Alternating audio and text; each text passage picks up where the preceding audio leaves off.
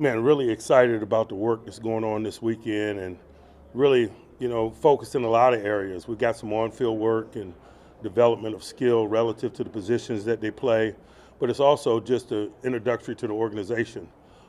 We had a rookie dinner last night. We gave them a tour of the Steeler Museum at the stadium, for example, and so there's an education going on a lot of fronts, and it's fun to get to know the guys and how they learn, their talents, how their body works, how they take in information, how they communicate. But obviously, we're at ground zero, but it's a great opportunity to get better on days like today, and they've been really engaged, and so the process has been fun. I'll pause and open it up for questions. Mike, when you bring a young quarterback into this setting, is there anything specific you're looking for? Huddle command and communication, the ability to regurgitate new information, and by new information, I mean information that's new to them. And so I don't want to underscore how difficult it is to receive some of the verbiage from a play caller and have to regurgitate it to 10 others that are waiting for it. And so, some elementary things, but important things nonetheless. The giving and receiving of information is a central component of leadership at that position. How would Will do with those things? I'm sorry? How would you assess how Will did with those things?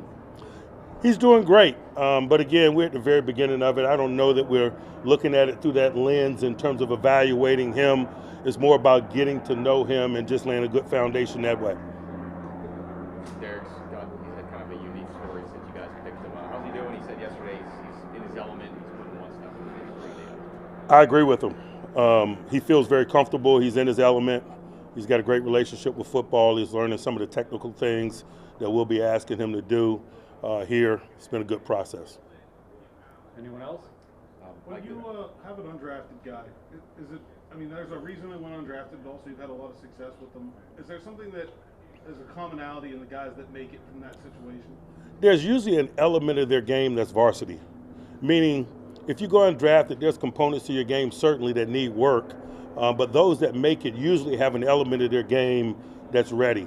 And they find ways to lean on that and minimize some of the things or work on some of the things that aren't. That's probably the common bond based on my experience of all the undrafteds that come through the other side. They usually have a trait, and that trait shows up rather consistently. From your perspective, what kind of went into the George trade on Wednesday, and how you kind of processing that big move? I'm not going to add any color to it other than what Omar told you guys yesterday. We thought it was best and timely for all parties involved. Really, I'm just focused on the opportunity that it is this weekend for the rookies.